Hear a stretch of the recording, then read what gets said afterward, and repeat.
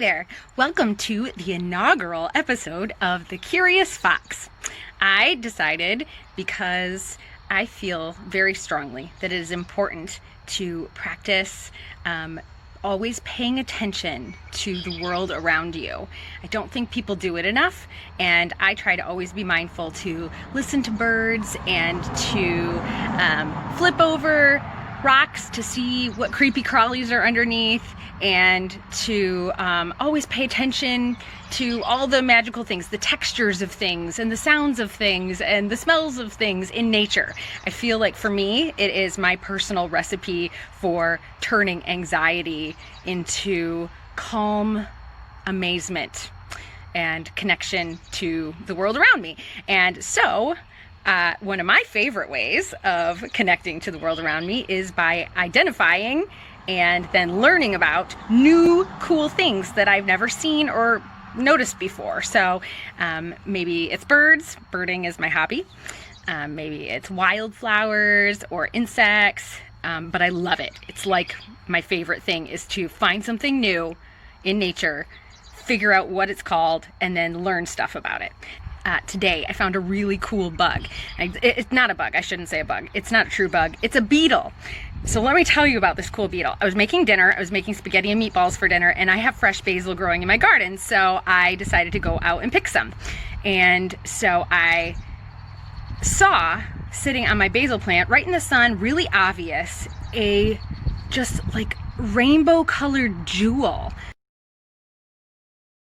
And I've never seen one before. At first I thought it was a Japanese beetle, and I was like, because they're back right now and they're stripping the leaves off my trees. So I was about to promptly remove it from my basil, but then I realized it's a new beetle I've never seen before ever. And it is called a Dogbane leaf beetle.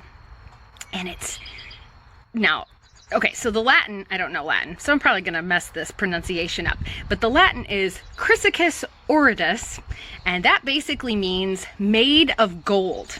But it wasn't gold. It was like mirrored, multi-chrome, completely reflective rainbow beetle. And so it was like, depending on the angle that you looked at it, because it was iridescent, it was blue, or green, or red, or copper, or gold. And it just changed as it like crawled around and as I held it in my hand, depending on which angle I looked at it. It was like the most beautiful beetle I've ever seen before. And I was thinking, why would such an obvious rainbow colored beetle just be sitting out in the open? It was like sleeping or resting or taking a nap or something on my basil plant.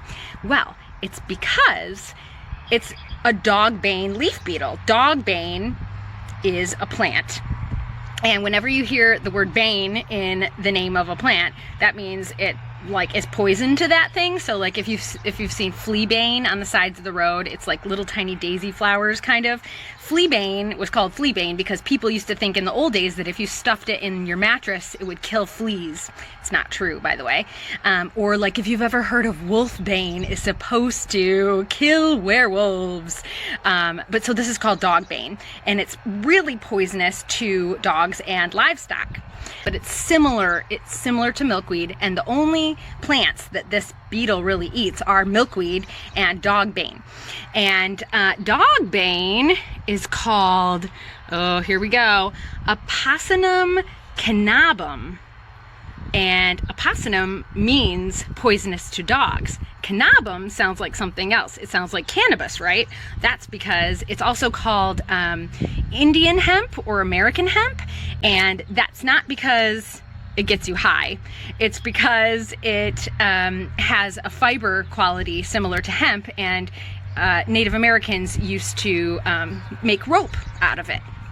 So really cool plant that I've never noticed growing around here, but I do have a huge bunch of milkweed growing right behind my house. So I'm sure that's what it had been eating. But so both of these plants, dogbane and milkweed, have what is called carcenolides in them.